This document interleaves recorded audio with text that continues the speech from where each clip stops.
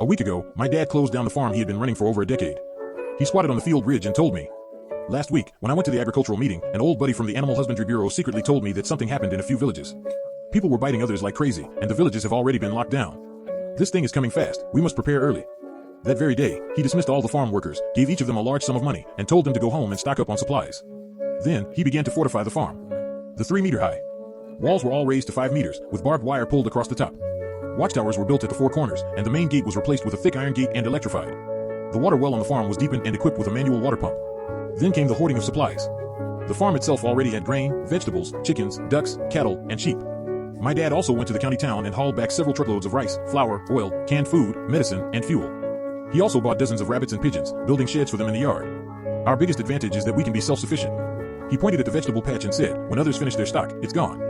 Our vegetables grow year after year, our grain is harvested year after year, and our chickens, ducks, cattle, and sheep can breed. As long as we can defend this place, we can survive indefinitely. As for weapons, he prepared a lot of hoes, sickles, iron shovels, pitchforks, as well as a few shotguns and bullets. He said a farmer's tools are the best weapons. This morning, gunshots came from a distant village. My dad stood on the watchtower, looking into the distance at the smoke. I farmed my whole life. I never expected that in the end, this piece of land would become our safest haven, he said. If those monsters come one by one, we kill them one by one. If they come in pairs, we kill the pair. As long as the land is still here, we won't starve to death. The wind blew across the fields, carrying the scent of wheat. The chickens were clucking, and the dogs were barking on the farm. Everything was so peaceful, but we all knew that outside this peace, the whole world was collapsing. And our farm is the ark in this collapsing world. After the gunshots, the sound pierced through the morning tranquility of the farm like a needle. I stood beneath the watchtower, looking up at my dad's back. He was tightly gripping the double-barreled shotgun he had used for over a decade, his knuckles turning white from the force. The wind blew his white hair into a mess, but he remained completely still, like a stone statue fixed on the tower. Dad, I called out, do you want me to take a look with the binoculars? He didn't turn around, his voice heavy like a stone in the field. No need to look, it's from the direction of Lee Village, he said. My mom walked out of the kitchen holding 2 bowls of hot porridge, steaming in the morning air. She had a look of worry on her face, but still smiled. Come down and eat first, you've been standing there all morning. It won't taste good if it gets cold. My dad finally climbed down from the watchtower, his footsteps heavy. He sat by the stone table in the yard and took the bowl of porridge, but didn't eat, just staring blankly at the rice grains. Among the workers dismissed yesterday, 2 of them were from Lee Village, he suddenly said. When I gave them the money, I told them not to go back to the village, but to seek refuge with relatives in the city. I don't know if they listened to me. I took a sip of the porridge. It was very fragrant, cooked by Mom with newly harvested rice and sweet potatoes. But I had no appetite. My mind was full of the gunshots from just now. Dad, what exactly is that thing? Is it really a lockdown? My dad looked up at me, his eyes complicated. My old buddy told me it's not a lockdown. Those who get bitten will mutate in less than an hour. They feel no pain and only know how to bite people. The county can no longer keep it under control. They just haven't reported it outside yet to avoid mass panic. My heart sank. Although I had never seen them, I'd seen these kinds of things on TV, zombies. I used to think they were just made-up stories, never expecting them to happen in reality. Then we just keep guarding here? I asked. What else? My dad put down his porridge bowl and pointed at the surrounding walls. 5-meter-high walls, an electrified iron gate, watchtowers, and so much food. We aren't going anywhere. This is the safest place. Remember, starting today, apart from the 3 of us, no matter who knocks on the door, do not open it. Do you hear me? I nodded. I know my dad's temper. Once he decides something, it never changes. Besides, he was right. We have food, water, and defenses, so there's no need to go out and take risks. Just as we were talking, we suddenly heard loud banging noises from the main gate, along with a woman's crying and shouting. Go up the watchtower and see who it is, he motioned. I hurriedly climbed up the southwest watchtower and looked toward the gate with binoculars. 3 people were standing outside the gate, a middle-aged couple and a young man. They were all carrying various large and small bags, their faces full of terror. The woman was still banging on the gate, crying and shouting, Brother, I know someone is inside. We are from the neighboring Wang village. The village is in chaos, please let us in to hide. My dad also climbed up the watchtower, took the binoculars, and glanced over. His face darkened immediately. Dad, what should we do? I asked. Don't open it, he said decisively. Wang village is less than 5 miles away. The fact that they just arrived means they were delayed on the road. Look at their clothes, there are bloodstains on them. We don't know if it's theirs or someone else's. If any of them is bitten, letting them in would be inviting a wolf into our house. But looking at the crying woman, I felt a bit of pity. No buts, my dad interrupted me, his tone very stern. Chen Bai, remember this, now is not the time to be kind-hearted. There are only 3 people in our family. Our lives are more important than anything else. Opening the door to save them means putting you and your mom in danger.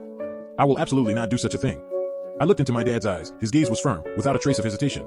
I knew that at a time like this, kindness meant being cruel to one's own family. I shouted down, you guys should leave. We don't take people in here, hurry and go somewhere else. Hearing my voice, the woman cried even harder, young man, please. We haven't been bitten, we are all good people. We brought food, we'll give it all to you, just let us in.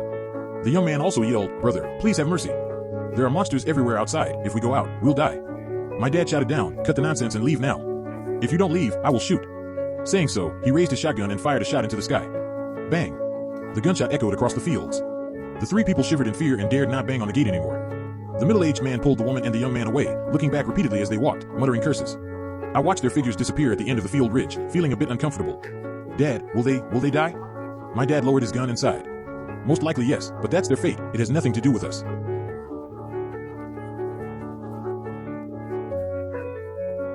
We can't manage so many people. We can only look after ourselves.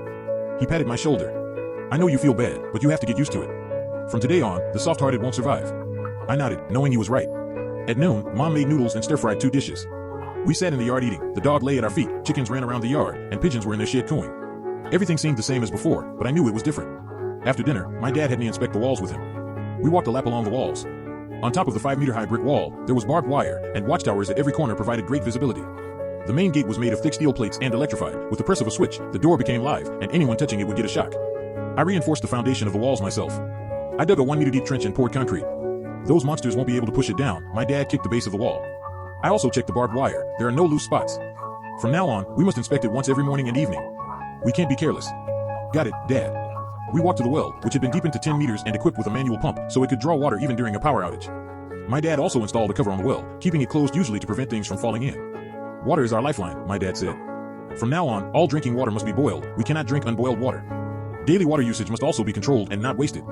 Then we went to the warehouse. The warehouse was completely full. Inside, cooking oil was stacked like a small mountain, along with boxes of canned food, compressed biscuits, and instant noodles. There were also all kinds of medicines, cold medicine, anti-inflammatories, fever reducers, bandages, and iodine, everything one could need. A lot of fuel was also stockpiled, diesel, gasoline, coal, and lots of firewood. If we eat sparingly, this food is enough to last us 3 years, my dad said, touching a bag of rice. Plus what we grow in the fields and raise in the yard, as long as there are no accidents, we can survive indefinitely. Dad, how did you manage to prepare so much? I asked. Actually, I had always wanted to ask him. He only went to a meeting. How could he so decisively shut down the farm and prepare so many things? I've lived for over 50 years and have seen a lot. My dad lit a cigarette and took a drag. Back during the SARS outbreak, I experienced something similar. At that time, everyone scrambled for masks, and it was pure chaos. This time, when my old buddy told me, I knew this wasn't going to be a small issue. It's better to believe it than to ignore it. Even if it turned out to be a false alarm, at worst we'd just reopen the farm and sell the food. That's always better than facing a disaster with nothing. Looking at him, I felt a deep sense of admiration. If it weren't for his foresight, we would probably be fleeing for our lives just like the people outside right now. In the afternoon, my dad taught me how to use the shotgun. He was a soldier in his youth, and his marksmanship was very good. Shotguns are powerful at close range but slow to reload, he demonstrated for me. So when you shoot, you must be steady. Aim before you fire, and try to hit the head. Those monsters will only die if hit in the head. I took the gun, it was heavy. I tried aiming at a distant tree and pulled the trigger. Bang! The recoil made my shoulder ache, and the bullet hit the tree trunk, missing by a lot. Don't rush, just practice more, my dad said. From now on, you need to practice every day until you hit the target every time. Then he taught me how to use the hoe and sickle. These farm tools are better than guns. Guns run out of bullets, but farm tools don't, he said. And using farm tools won't startle too many monsters. He held the hoe and demonstrated a chopping motion. One strike to the head will solve the problem. I followed his instructions and practiced all afternoon until my arms were sore. At dusk, I stood on the watchtower patrolling. The sun was about to set, and the horizon was filled with red sunset clouds.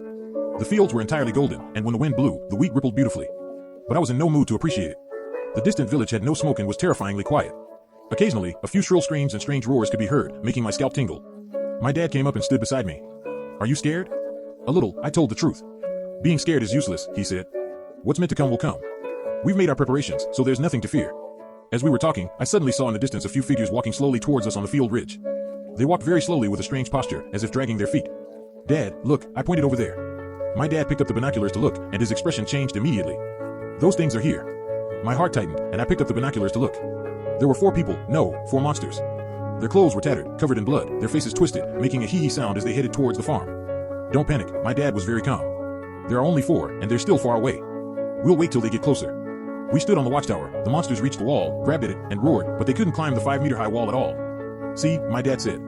This wall is our lifeline. They can't climb up, they can only wait anxiously at the bottom. Looking at the monsters below, my fear lessened significantly. Yeah, we have such high walls, they can't get in at all. Should we shoot them? I asked. No need, my dad said. Bullets are precious, save them for when they're useful. Once they get tired of thrashing around down there, they will naturally leave. Plus, shooting will attract more monsters. Sure enough, the 4 monsters scratched at the wall for a while, and unable to climb up, they slowly walked away in another direction. I breathed a sigh of relief. This is just the beginning, my dad said. There will be more and more in the future, we cannot let our guard down. At night, we turned off the lights, leaving only a small lamp on the watchtower. My dad and I took turns keeping watch. I took the first half of the night, and he took the second. I sat on the watchtower, looking out into the dark night. The fields were pitch black, with only occasional green dots of light in the distance, the eyes of the monsters. The wind howled, carrying the smell of blood. I thought of the 3 people we chased away in the afternoon, wondering how they were doing now. Had they already become monsters, or did they find somewhere else to hide? I shook my head to stop thinking about it. My dad was right. I couldn't care for others. I could only protect myself and my family. The night grew very deep. I held the shotgun, vigilantly looking around. I knew that from today onward, there would be no more peaceful sleep. But I wasn't afraid, because I had my dad, my mom, and this farm. We would survive just fine. The first wave of impact, just as the sky was turning light, I was awakened by my dad. He had a solemn expression on his face and held a pair of binoculars in his hand. "Get up, we have a situation." I hurriedly got up, put on my clothes, and followed him up the watchtower. On the field ridge to the east, a dense, dark mass was moving towards the farm. I picked up the binoculars, and my heart skipped a beat. There were at least 30 or 40 monsters. They walked unsteadily, making hoarse roaring sounds. The number was 10 times larger than yesterday. How could there be so many? I couldn't help asking. They should be from the nearby villages. My dad's face was dark.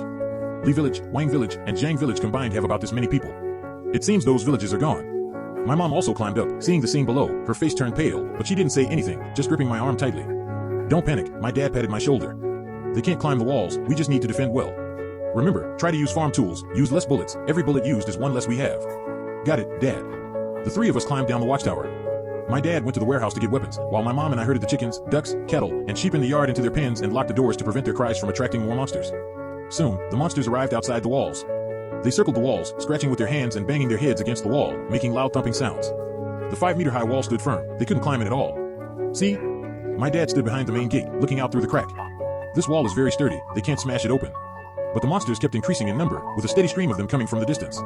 Soon, hundreds of them gathered. They surrounded the farm, their roars rising and falling, making our scalps tingle. Suddenly, a few monsters discovered the main gate. They crashed into it together, producing a massive noise. The thick iron gate was struck so hard it vibrated, but it still didn't budge.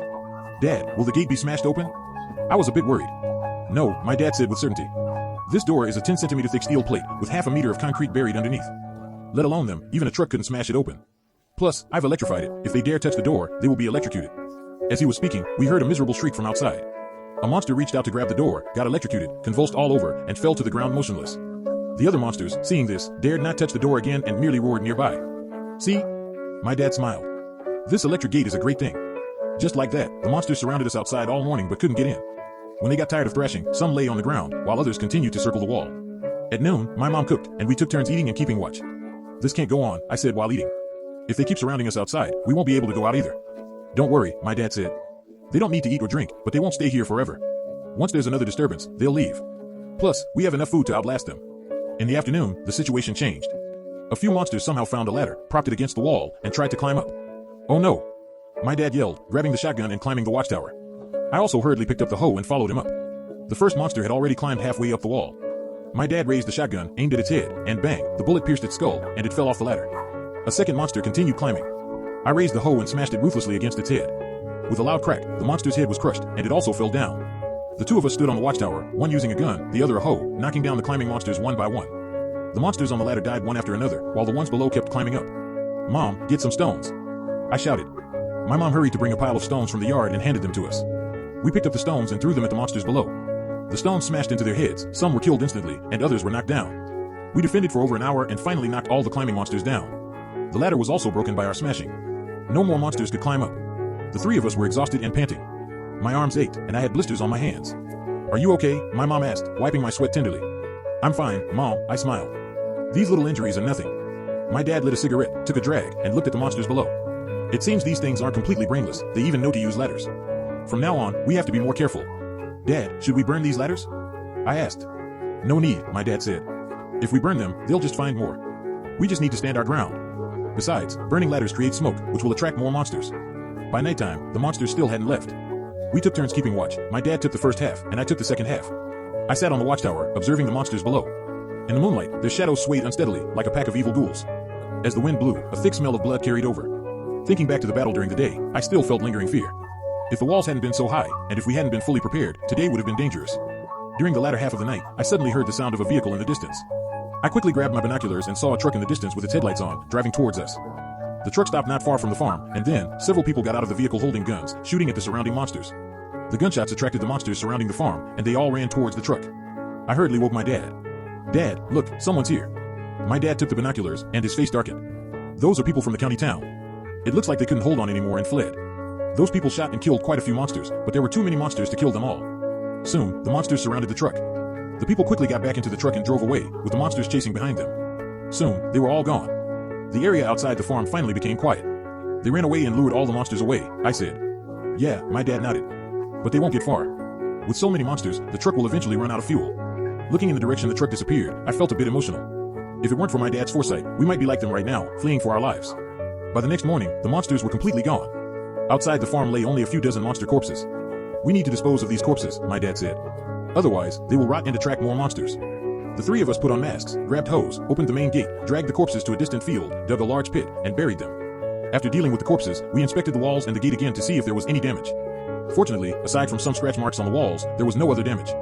This was the first wave. There will be more in the future, my dad said. We must reinforce the defenses even more. We need to add something on top of the walls to stop them from climbing up with ladders. We found a lot of broken glass and scattered it on top of the walls, so even if monsters climbed up, they would be cut by the glass. Then, we dug a trench around the outside of the walls and planted sharpened wooden stakes inside. This way, when monsters came, they would fall into the trench and be impaled by the wood. After a full day of busy work, we finally fortified our defenses. In the evening, we sat in the yard having dinner. Today's meal tasted exceptionally good because we had protected the farm and our home. You performed well today, my dad looked at me and smiled. You were braver than I imagined. I smiled back. Of course, just look at whose son I am. My mom laughed too. You father and son stop flattering each other, hurry up and eat. Get some rest early after dinner. The wind blew across the fields, carrying the scent of wheat. The chickens were clucking, the dogs were barking, and everything returned to peace once again. But we all knew this was only temporary, a bigger crisis lay ahead. But we were not afraid, because we had each other, we had this farm, and we had the hope to survive. The order of survival, after the first wave of impact passed, the farm experienced a relatively peaceful period. But we all knew the peace was just temporary, so we had to use this time to establish a living order on the farm to survive the upcoming crises. My dad called the three of us together for a meeting. From today on, we must follow some rules. First is the daily schedule, wake up at 6 a.m. every day and go to sleep at 10 p.m. After 8 p.m., nobody is allowed to go outside casually, except for the person on night watch. Next is the division of labor. I will be responsible for overall defense and patrolling, as well as technical guidance for farming and breeding. I will be responsible for physical labor, such as reinforcing defenses, carrying supplies, going on patrol if needed, and learning to use various weapons. My mom would be in charge of logistics, cooking, washing clothes, cleaning, managing supplies, and taking care of the chickens, ducks, rabbits, and pigeons in the yard. Supply management is the most important, my dad said, looking at my mom. All supplies must be registered and recorded. How much is used each day and how much is left must be documented clearly. We cannot waste anything, nor can we overeat or take more than our share. My mom nodded. Rest assured, I am keeping track. I know exactly how much oil and how many canned goods we consume every day. Next was food distribution. Everyone's daily food ration is fixed, my dad said. In the morning, a bowl of porridge and a steamed bun. At noon, a bowl of rice and a dish. In the evening, a bowl of noodles and a dish. Meat and eggs will be eaten twice a week, no more. Although we have a lot of food, we still can't waste it. Who knows when this disaster will end? Only by eating frugally can we last longer. Next was the use of water. Daily drinking water was rationed, 2 liters per person per day, strictly for drinking. Well water would be used for cooking, washing clothes, and washing vegetables, and it must be recycled. The water used to wash vegetables would be used to water the fields, and the water used to wash clothes would be used to flush the toilet. Water is our lifeline, absolutely no wasting it, my dad emphasized. Then came defense arrangements. Every morning and evening, we must inspect the walls, the main gate, and the watchtowers to see if there is any damage.